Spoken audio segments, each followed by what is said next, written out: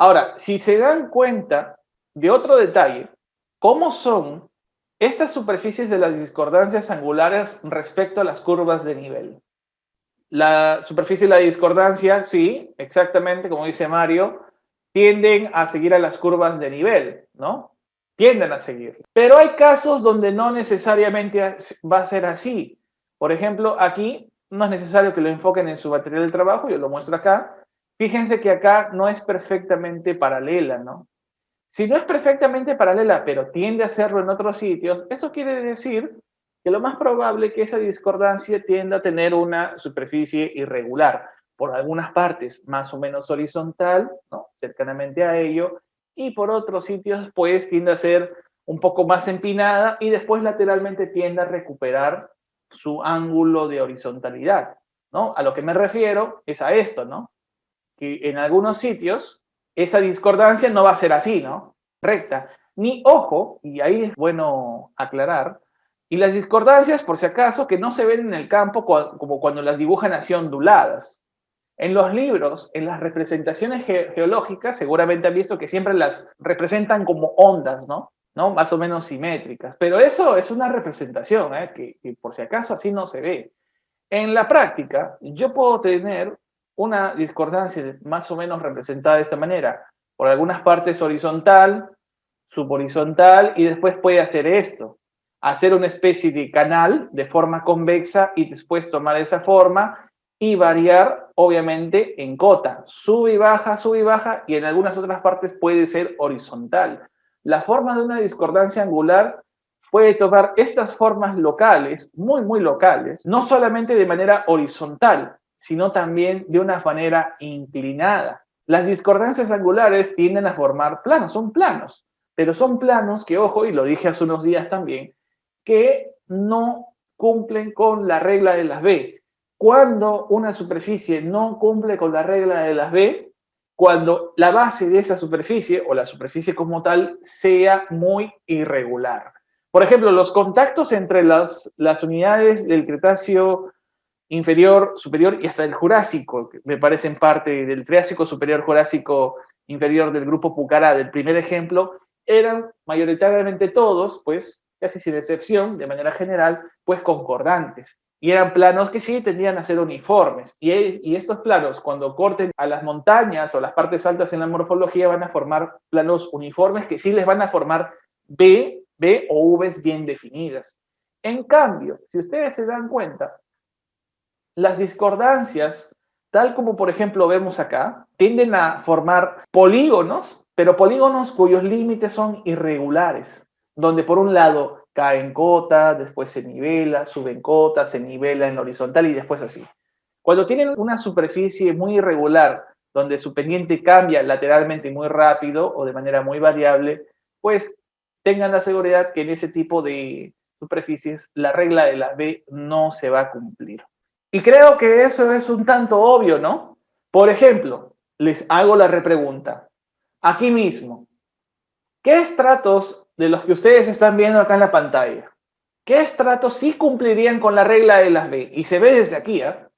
Por ejemplo, aquí, ¿no? Miren, acá, ¿ven? ¿Ven la elevación topográfica y ven la B? El contacto puede ser transicional, neto, pero concordante, ¿no? Aquí está el hoyón, la formación hoyón, ¿no? Este nivel dúctil de carbones, rico en carbones. Aquí en medio tenemos al Chimú, si no me equivoco, por estratigrafía lo estoy siguiendo, aquí. Chimú, tenemos al Santa, ¿no? Y tenemos al Carhuaz. Y por ahí debe estar el Farrat, seguramente, con las otras unidades Chule, Cuaretamo y todo ello. Pero fíjense que este contacto, miren, el que estoy dibujando aquí, ¿bien? Lo voy a dibujar acá, este. Fíjense cómo este estrato se levanta, hace su B, hace su B, hace su B. En la elevación forma esta B, en esta elevación. Y después hace otra B aquí donde hace en aprapunta, hace en esta quebrada, hace otra B y después esa B tiende a completarse por el otro lado. No es una línea recta, claro que no. Entonces, a partir de esa B, por ejemplo, ¿hacia dónde está abusando ese estrato?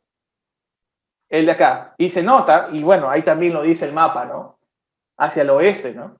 En una elevación, por regla de las B, si la B apunta hacia un lado y estoy en una elevación, por lo tanto su dirección de buzamiento es hacia el otro, hacia el oeste o hacia la izquierda, como ven aquí.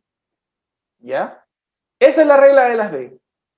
Y en un valle, por ejemplo, acá abajo, en la punta, en un valle donde tenga que la B que se forma apunta hacia un lado, pues efectivamente la dirección de buzamiento o el estrato, la capa o lo que fuese, está buzando también hacia allá.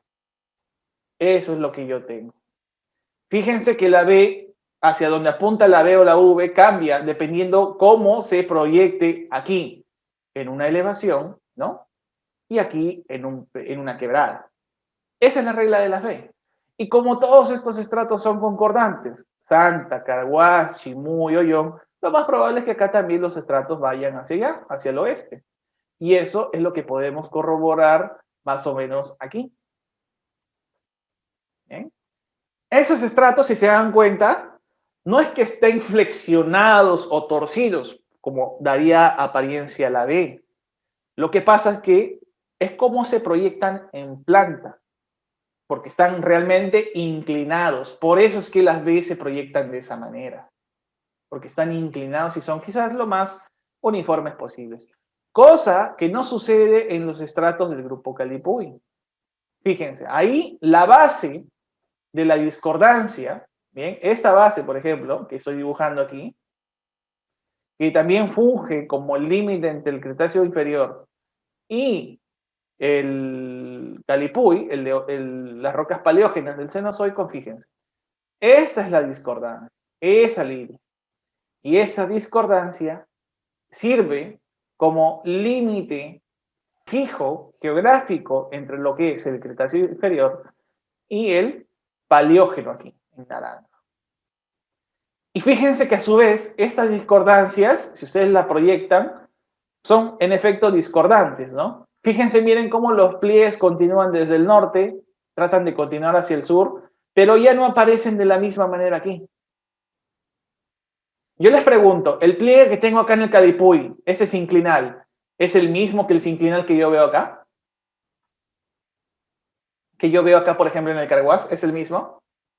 No, no es el mismo. Pero les diré que hay mapeos, no hablo de estos tipos de mapeos, que hay casos en los cuales donde uno no tiene esta cierta experiencia en ver esto, y lo que hace es, vi un sinclinal acá, entonces el sinclinal continúa, continúa, continúa, tengo los datos, continúa.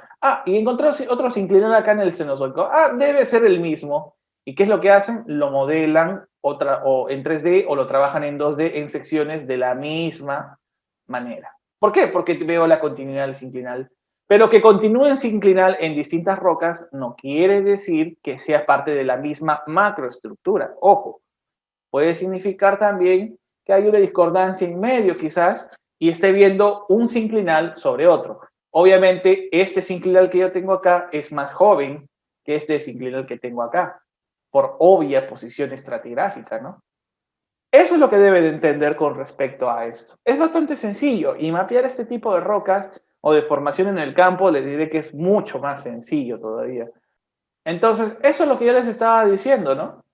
Eso de aquí, las discordancias no siempre las van a ver de la misma manera. Ahora, en el campo, nuevamente lo digo para recalcar, en el campo cuando ustedes vean discordancias, no van a ser como las típicas líneas onduladas que les mostraba hace unos momentos. Van a tener una elevación, les voy a hacer un dibujo decente, ¿bien? Van a tener una elevación, digamos, ¿ya? Donde por un lado van a tener rocas seguramente plegadas, ¿no? Por un lado, ¿bien? Van a tener rocas plegadas de esta manera. Por algunas zonas también pueden tener algunas areniscas y pueden tener calizas y lo que fuese, ¿ya? Pero no van a encontrar esas superficies así onduladas como se representan las discordancias. Lo que van a encontrar simplemente son quiebres entre estratos, ¿no? Digamos que tenga, a ver, algo así. ¿no? Algo así. Lo voy a dibujar y en unos momentos lo explico. Bien, puede que tenga, digamos, acá a lo que es el Cretáceo inferior plegado, anticlinal, sinclinal, y después yo tenga esto, ¿sí? Aglomerados, niveles de ignimbritas, lavas andesíticas. En el Calipuy también son muy frecuentes los Block and Ash Deposits, para los que saben un poco de geología volcánica, ¿no? Etcétera, etcétera. Y lo que ustedes van a ver realmente en el campo no son superficies onduladas. Lo que van a encontrar realmente van a ser intersecciones entre un estrato y otro. ¿Qué intersecciones, de qué intersecciones estoy hablando de estas? ¿No? Van a encontrar unos estratos así, ¿no? Plegados seguramente por un lado y después otros que están inconformes. No se ven como superficies onduladas, los van a ver así.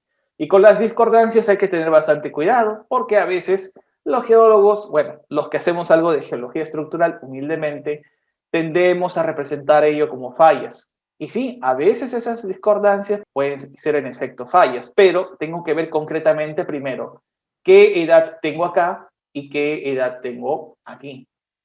¿Bien? Este es el paleógeno, lo que vendría a ser el Calipuy, digamos. Entonces eso es lo que les quería mostrar acá.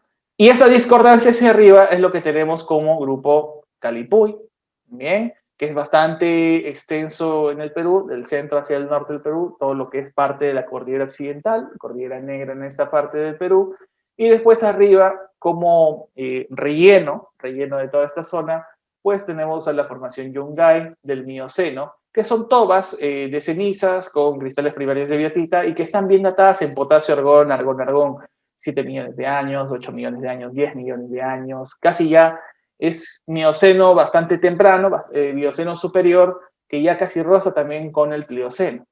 ¿Bien? Esa formación Yungay también forma discordancias, ¿no? O superficies de erosión en sus bases, como las que nosotros tenemos allí, fíjense, ¿no? En amarillo. Y son las que están cubriendo en parte a las rocas que tenemos aquí de la formación Chimú.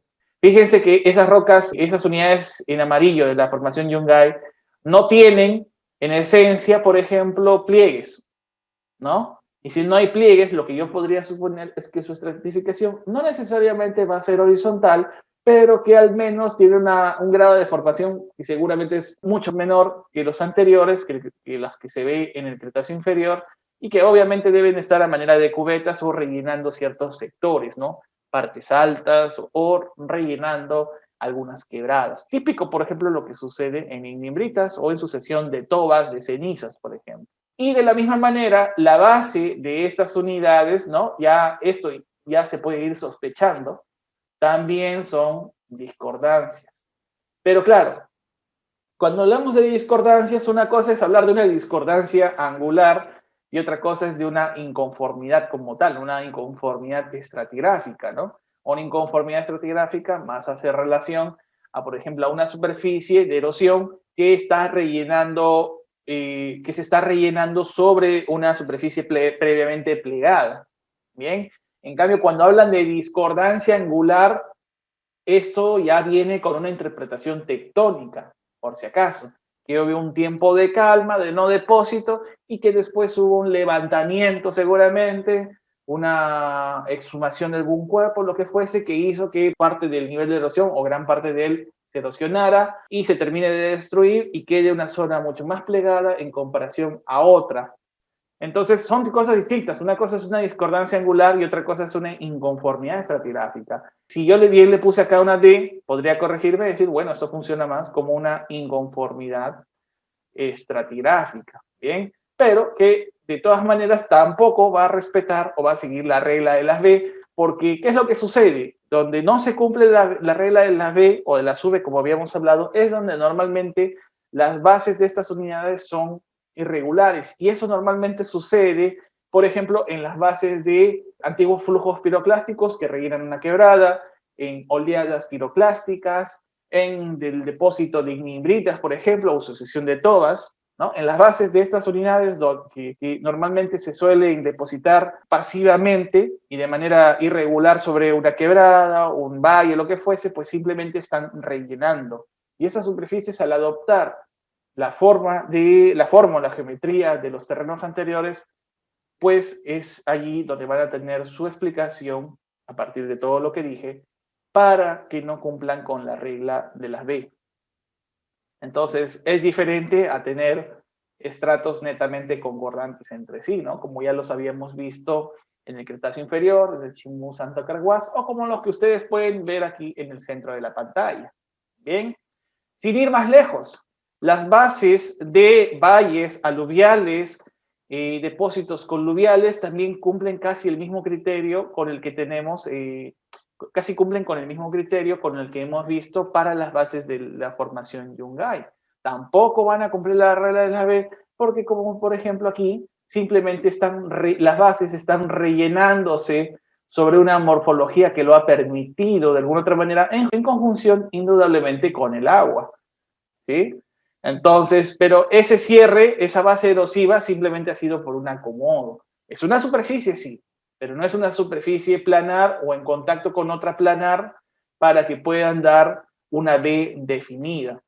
Fíjense que es distinto, no es igual. Eso es lo que tienen que entender. Fíjense que no todos los sitios son iguales, pero si hacemos un esfuerzo mental, fácilmente vamos a comprender la zona en la que estamos. Primero es eso antes de ponerse a hacer una sección. Primero es eso antes de ponerse a hacer GIS o tomar un programa de modelamiento 3D. Porque si no comprenden esto, no van a poder modelar algo efectivamente. Y si no modelan, mucho menos van a poder interpretar bien una sección. Al final todo viene casi en el mismo paquete de pensamiento.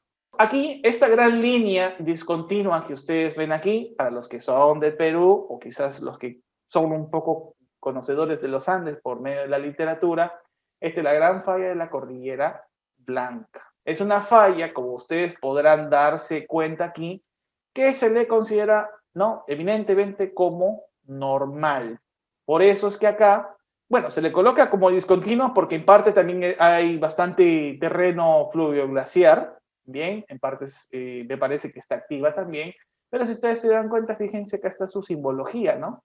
El famoso up y el famoso down, ¿no? Que ya casi no se utiliza, ¿no? En los últimos años, ¿no? El famoso up y down. ¿Qué quiere decir? Que el piso, ¿quién viene a ser? Up, ¿no? O el techo. Up es piso, ¿no? Porque el piso sube. Y down es el techo, baja. Entonces, ¿en qué tipo de falla se cumple que el techo baja y el piso sube? Pues en una falla normal. ¿Bien? Aunque esto ya no debería representarse así. En la actualidad eso se representa así, mediante cuadros. O mejor dicho, rectángulos oscuros. Los representan de esta manera. Pero ya depende de cada tipo de cartografía que estemos acostumbrados. Depende bastante de cada servicio geológico nacional.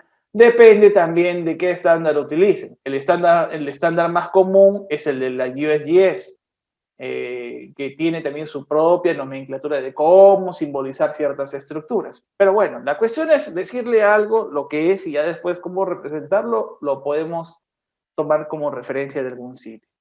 Y esta gran falla de la Cordillera Blanca pues es bastante regional, es bastante grande. Fíjense nomás la escala de cuántos kilómetros debe tener.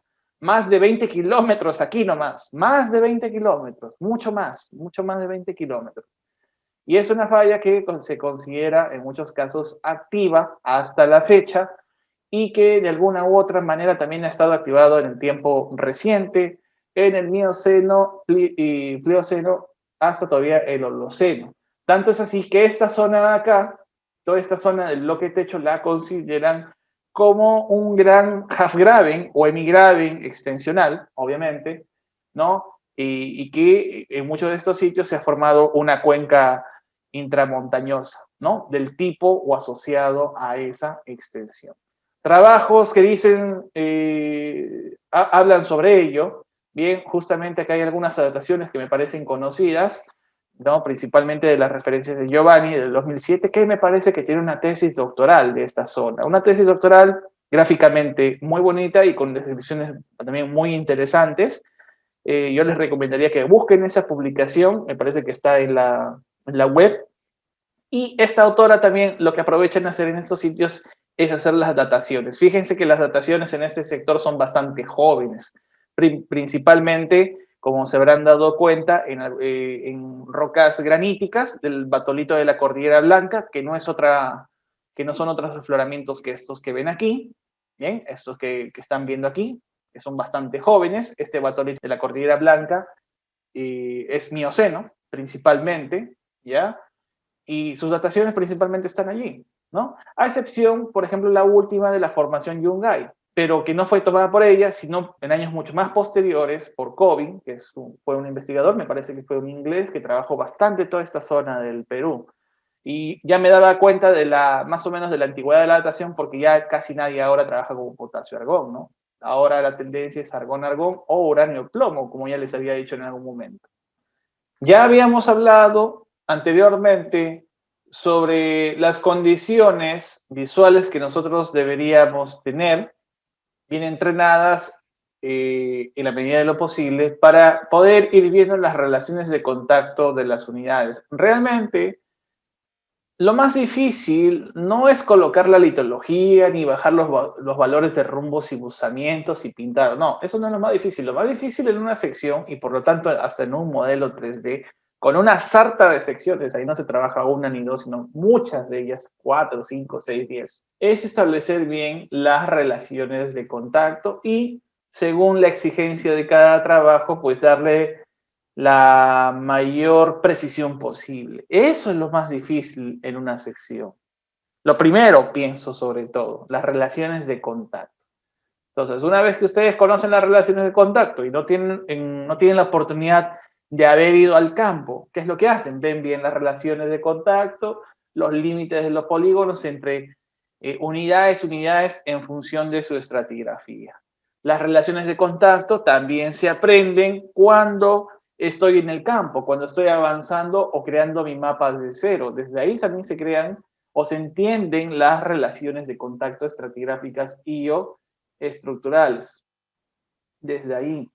Entonces, las relaciones de contacto es algo que no lo van a aprender en un libro, es bastante difícil, sino que lo van a tener que aprender en el campo. Y alguien me dirá, pero estás hablando de rocas sedimentarias, pliegues, quizás eso no esté tan relacionado al trabajo que yo puedo hacer en exploración minera.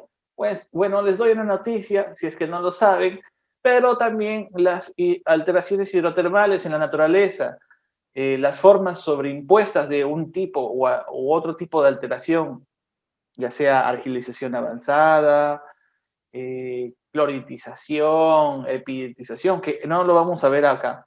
También forman capas laterales, verticales y también forman relaciones de contacto, por si acaso.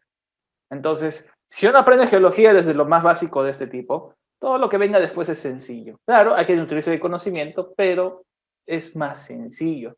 Si vemos todo esto más allá de polígonos y los vemos como capas estratificadas en la horizontal y en la vertical, se van a dar cuenta que la geología es más sencilla y es más fácil.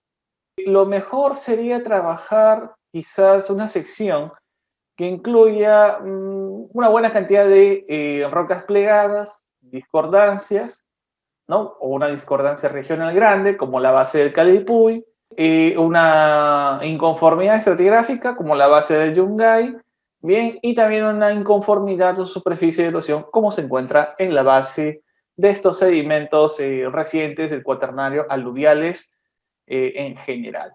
Entonces, yo pienso que lo mejor va a ser, más o menos, aunque podemos hacer secciones en múltiples sitios, ¿no? Lo mejor va a ser trabajar una sección más o menos en este sector que tenemos acá. ¿Bien? En este sector que ustedes están viendo a continuación. Lo que yo voy a hacer, en este caso, siempre, para estos casos digitales, voy a utilizar una hoja así, una hoja de esta manera. Ustedes ya recordarán para qué sirve, ¿no? Voy a tomar algunas líneas de aquí. Esto me va a servir aquí para saber por dónde colocar mi sección y qué línea. La parte superior de este rectángulo va a representar la línea de corte y todo lo que esté debajo, pues será el sitio donde yo tenga mis variaciones verticales y también tendré por supuesto, mi geomorfología, topografía y estratigrafía con estructural. Ya, entonces esto de acá lo voy a colocar como una hoja de sección. Lo voy a colocar aquí en un grupo, molde de sección. Siempre, si van a trabajar en Adobe Illustrator, lo que yo les recomiendo es trabajar por capas, así como yo estoy trabajando ahora. Siempre es bueno. Fíjense que la capa del mapa geológico, que es una imagen, la tengo bloqueada. La puedo ver, pero la tengo bloqueada. Es mucho mejor, así es mucho más fácil trabajar por partes, de manera dividida. Entonces el molde de la sección yo la voy a trabajar así, acá. Y voy a orientar más o menos esto según lo que yo necesito.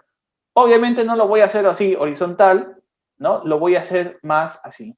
Y ustedes ya entenderán por qué estoy haciendo esto, ¿no?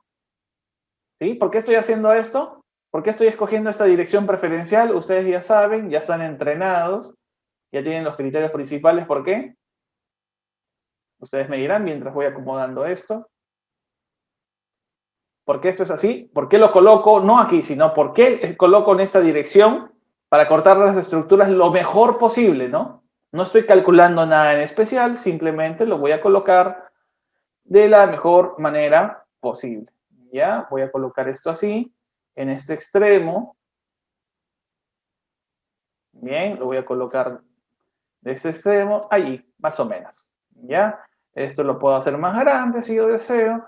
Y después esto quedará en una sola capa, la cual va a tener acá un borde, el cual también yo lo voy a disminuir.